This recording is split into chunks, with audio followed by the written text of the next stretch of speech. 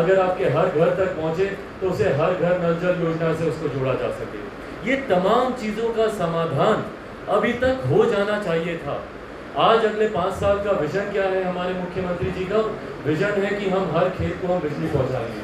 भैया ये बिजली अभी तक पहुंच गई होनी चाहिए थी। कृषि प्रधान प्रदेश है हमारा, अभी तक ये प्राथमिकता पर होना चाहिए था कि हर खेत को बिजली, हर खेत को पानी, ये प्राथमिकता पर हम लोग को लेकर चलना चाहिए था, ना कि 15 साल के बाद आप इन चीज़ों का जिक्र करें। पलायन हमारे प्रदेश की जो सबसे बड़ी समस्याओं में से एक है। आप देखिएगा धीरे धीरे धीरे धीरे करके देश, जहाँ एक तरफ हमारा युवा देश है, जहाँ हम लोग बात करते हैं कि भैया 70% आबादी भारत में ऐसी है जिनकी आयु 35 वर्ष से कम है, और ये बहुत बड़ी ताकत होती है। युवा ही भारत का भविष्य है, युवा ही नई सोच लेकर आएंगे, युवा ही बिहार को आगे लेकर जाएंगे। पर चिंता का विषय है युवाओं का पलायन। जहाँ देश हमारा युवा है, वहीं प्रदेश हमारा धीरे धीरे बुजुर्ग होता जा रहा है। क्यों? क्योंकि सारे युवाओं का पलायन हमारे प्रदेश से होने लग गया है। रोजगार के लिए हो, शिक्षा के लिए हो, विभिन्न और कारणों से हो, व्यवसाय के लिए हो, पर जितने भी युवा हैं वो हमारे प्रदेश से धीरे धीरे पलायन करते जा रहे हैं, दूसरे प्रदेशों में जा रहे हैं, वहाँ पर रोजगार कर रहे हैं या शिक्षा हासिल कर रहे हैं। ये तमाम चीज़ें मेरे लिए चिंता का विषय है, और जब तक इन तमाम बिंदुओं पर हम लोग चर्चा नहीं करेंगे, जिस तरीके से यहाँ पर छात्रों की हालत है, जिस तरीके से शिक्षा प्रणाली है, या जिस तरीके से स्वास्थ्य सेवाएं हैं, जब तक हम लोग हर सेगमेंट को टारगेट नहीं करेंगे, तब तक जो विकसित बिहार का हम लोग का सपना है, शायद हम लोग उसको पूरा नहीं कर पाएंगे। और यही कारण है कि एक लंबा समय बीत गया, लगभग 3 दशक, पिछले 3 दशक हम लोग सिर्फ बिहार में विकास की चर्चा ही करते रहे, पर सही मायनों में जो विकास यहाँ पे पहुँचना चाहिए था वो नहीं पहुँच पाया। अभी तक हम लोग अपने प्रदेश में सिर्फ जातीय समीकरण के आधार पर सरकारें बनती रही, सरकारें गिरती रही। अभी भी कई ऐसे सत्ताधारी नेता हैं जो सिर्फ वोट बैंक की पॉलिटिक्स करते हैं। किसी ने ईमानदारी से बिहार को आगे लेकर जाने की सोच नहीं रखी। मौजूदा मुख्यमंत्री को भी देखकर मुझे ताज्जुब होता है, आश्चर्य होता है कि भैया आप किस तरीके से जातीयता को आप बढ़ावा देते हैं, जहां एक तरफ बिहार का नेतृत्व करने के नाते आपकी प्राथमिकता होनी चाहिए कि कैसे जाति व्यवस्था हमारे प्रदेश से खत्म हो, कैसे कम्युनलिज्म, और हमारे मुख्यमंत्री बोलते हैं कि भैया जीरो टॉलरेंस है हमारा कम्युनलिज्म के प्रति, सांप्रदायिकता के खिलाफ हमारा जीरो टॉलरेंस है। पर वहीं दूसरी तरफ खुद जो व्यक्ति जातीयता को, जो व्यक्ति सांप्रदायिकता को बढ़ावा देता हो, उसके नेतृत्व में बिहार के विकास की कल्पना करना उचित है। जिन्होंने इससे बांटो और शासन करो की राजनीति को अपनाया, जब अंग्रेज हम लोग को बांटते थे और हम लोग के ऊपर रूल करते थे, डिवाइड एंड रूल की पॉलिसी वहां से आई थी, और वही कार्य आज के मुख्यमंत्री हमारे करते हैं। दलित को महादलित, पिछड़ा को अति पिछड़ा, और सबको वोट बैंक बनाया गया। अपीसमेंट की पॉलिटिक्स उसके बाद शुरू की गई कि भैया तुमको हम ये दे देंगे, तुमको मुफ्त में हम ये दे देंगे। बताइए, जिस प्रधानमंत्री की सोच ये हो कि तुम्हारे परिवार में किसी की हत्या होगी तब तुम्हें सरकारी नौकरी मिलेगी, और वैसे सरकारी नौकरी को लेकर मुख्यमंत्री बोलते हैं कि भैया सरकारी नौकरी कहाँ कोई देता है, कौन से देश में ये परंपरा है कि वहाँ पे सरकारी नौकरी दी जाए? भाई क्यों नहीं है? आप मुख्यमंत्री हैं हमारे प्रदेश के। आज अगर हम लोग रोजगार की अगर अपेक्षा रखेंगे तो आपसे नहीं रखेंगे तो किससे रखेंगे? सरकारी नौकरी आप दे नहीं सकते। कारखानों को लेकर आपने हाथ खड़े कर लिए।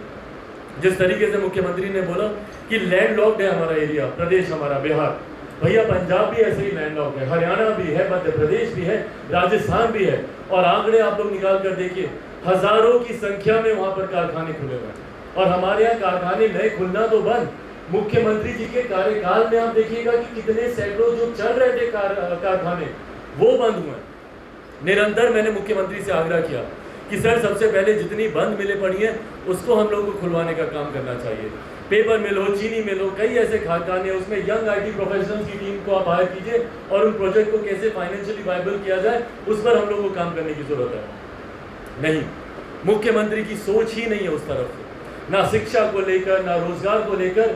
इतनी युवा विरोधी सोच के साथ हमारे मुख्यमंत्री हैं, वो चाहते ही नहीं है कि हमारे प्रदेश का युवा आगे बढ़े, और यही कारण है युवाओं का पलायन हमारे प्रदेश से होता जा रहा है। और मुख्यमंत्री तो कहते हैं कि भैया जितने युवा हैं वो अनुभवहीन होते हैं।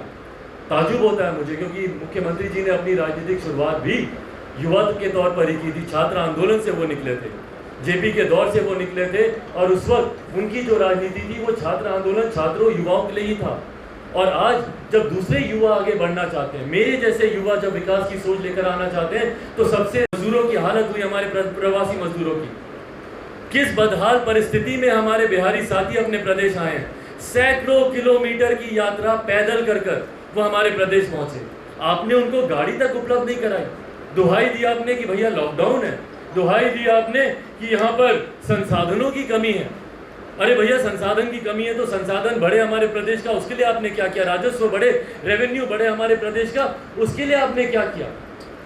क्या संसाधन इतने आपके कमजोर थे कि सैकड़ों की तादाद में जो लोग आ रहे थे उनके लिए कुछ सैकड़ों बसेस की आप उपलब्धि नहीं करा सकते थे? उत्तर प्रदेश में योगी आदित्यनाथ जी ने करके दिखाया कि नहीं करके दिखाया? और आप निरंतर दुहाई किस बात की दे रहे थे कि हमारे पास संसाधन नहीं है, लॉकडाउन है, किसी भी बिहारी को बिहार की सीमा में नहीं घुसने दिया जाएगा। शर्मनाक बयान मुख्यमंत्री का, शर्मनाक बयान। और उसके बाद भावुक होकर मुख्यमंत्री क्या बोलते हैं कि अरे उन्हें हम प्रवासी नहीं बुलाते, उन्हें हम प्रवासी नहीं मानते। अरे आपके मानने नहीं मानने से क्या होगा मुख्यमंत्री जी? प्रवासी हैं वो। प्रवासी नहीं होते तो आज अपने घर परिवार वालों के साथ रह रहे होते, अपने गांव में अपने माता पिता दादा दादी चाचा चाची नाना नानी के साथ रह रहे होते, बुढ़ापे में उनकी सेवा कर रहे होते और अपना भविष्य बिहार में रहकर बना रहे होते, ना कि दूसरे प्रदेश में रह रहे होते प्रवासियों की तरह। और बोलते हैं कि हम उनको प्रवासी नहीं मानते। आपके मानने से क्या होगा? प्रवासियों की जिंदगी जी रहे हैं वो। दूसरे प्रदेशों में कभी आपने सोचा कि किस बदहाल स्थिति में हमारे बिहारी रह रहे हैं? सुशांत सिंह राजपूत जी का एक मैटर था, उनकी लोकप्रियता इतनी थी कि वो नेशनल चैनल का वो मुद्दा बना, न्यूज में आया, पर वो सिर्फ एक विषय था। ऐसे सैकड़ों बिहारी हैं जिनकी किस परिस्थिति में वो अपनी जिंदगी गुजार रहे हैं या गुजारते गुजारते खुद गुजर चुके हैं, इसकी जानकारी भी मुख्यमंत्री को नहीं। मैं चाहता था कि सुशांत सिंह राजपूत जी का मुद्दा एक उदाहरण बने, एक पैरामीटर बने आने वाले समय में, ताकि दूसरे प्रदेशों में रह रहे बिहारियों को इस बात का विश्वास हो कि मेरा मुख्यमंत्री मेरे साथ है। पर सुशांत सिंह राजपूत जी के मैटर में भी जब तक मुख्यमंत्री ने, जब तक उनके परिवार के लोगों ने एफआईआर दर्ज नहीं कराई, तब तक इन्होंने यहाँ से कोई पहल नहीं की। उस वक्त उन्होंने एक शब्द बोलना, हफ्तों बीत गए थे, मुख्यमंत्री ने एक शब्द नहीं बोला। तो सोचिए आज अगर कोई मजदूर दूसरे प्रदेश में, उसकी जान अगर ऐसे ही जाती है, उसका निधन ऐसे ही होता है, तो क्या मुख्यमंत्री उस पर बोलेंगे? क्या उनको जानकारी होगी? नहीं जानकारी होगी। लॉकडाउन के दौरान मैंने पूछा था मुख्यमंत्री से कि आप मुझे आंकड़े बताइए कि कितने बिहारी दूसरे प्रदेशों में रह रहे हैं, महाराष्ट्र में कितने हैं, गुजरात में कितने हैं, कर्नाटक में कितने हैं, तमिलनाडु में कितने हैं? आंकड़े नहीं है इनके पास। हम लोगों ने बात की है बिहार फर्स्ट बिहारी फर्स्ट में कि अलग से एक प्रवासी मंत्रालय का हम लोग गठन करेंगे। एक मंत्री की जिम्मेदारी होगी पूरी तरीके से, जिसका काम सिर्फ ये होगा कि दूसरे प्रदेश में जो बिहारी रह रहे हैं उसका संरक्षण करें। जैसे हम लोग का विदेश मंत्रालय राष्ट्रीय स्तर पर काम करता है, ताकि दूसरे देशों में जो लोग रह रहे हैं उनको कहीं ना कहीं संरक्षण देता, उनके साथ रहता, उनके दुख सुख में उनका ख्याल रखता। पर एक तो आपने बिहारियों को अपने प्रदेश में रहने नहीं दिया और दूसरे प्रदेशों में मरने के लिए आपने छोड़ दिया। चिंता तक नहीं की, कभी दोबारा उनकी सुध नहीं पूछी। लॉकडाउन के समय वो कैसे हैं, ठीक है नहीं है, रहने की व्यवस्था है, खाने की व्यवस्था है, सामाजिक दूरी की बात तो ये प्रधानमंत्री जी की बातों को सुनकर दोहराते रहे। पर देखिए दूसरे प्रदेशों में